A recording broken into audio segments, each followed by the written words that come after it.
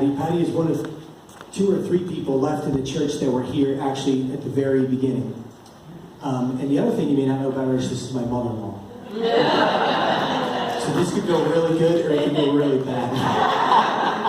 So Patty, can you help us with a historical perspective as you've been here, since the early 80s, putting a church in this community, desire to put a church in this community that would reach this community for Christ, and what that looked like as the locations changed, as the church changed and everything like that.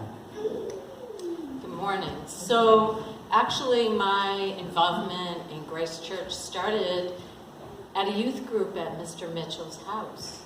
And a bunch of teenagers, we were praying for a sound church to be in this community. Lou actually was part of the group, although he was a little young to be there, but we let him.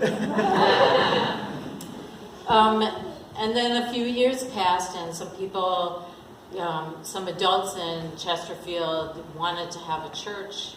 One of my neighbors was part of that core group, and she invited me to a potluck, and so we met at Camp Spofford. So it was toward the beginning.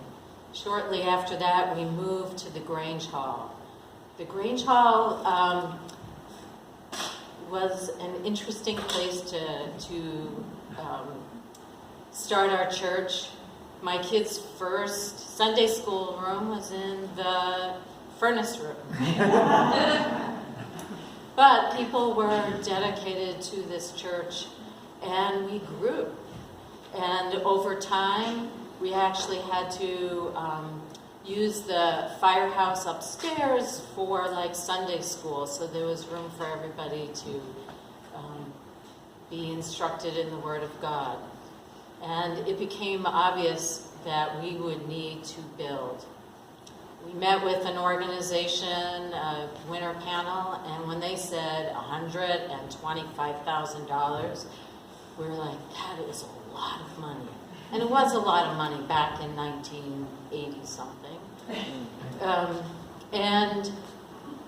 But the community was involved, and together we were able to do it, and people put in a lot of time. For a while after the church was built, we didn't have a carpet, but that was okay because we were together as a community in one place. And we continue to grow. God has blessed us incredibly, and by 2000 we realized we were going to need to build again. This time it was $750,000. That's a lot of money. But our God is big, and I can't remember the exact year, but a few years ago, we paid off the mortgage. God has continued to bless us and grow us. It all started with some teenagers, and look at where we are today. So I encourage you to be part of this great adventure. God is not interested in our money. He's interested in our hearts. And when our hearts are in tune with Him, just wait to see what He will do. Thank you.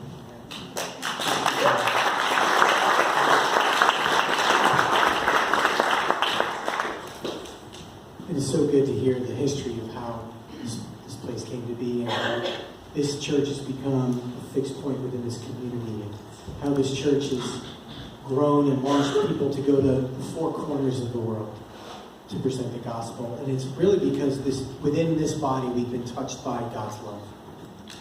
He's loved us so deep, and we realize His love for those in places where they may not even have heard His name yet.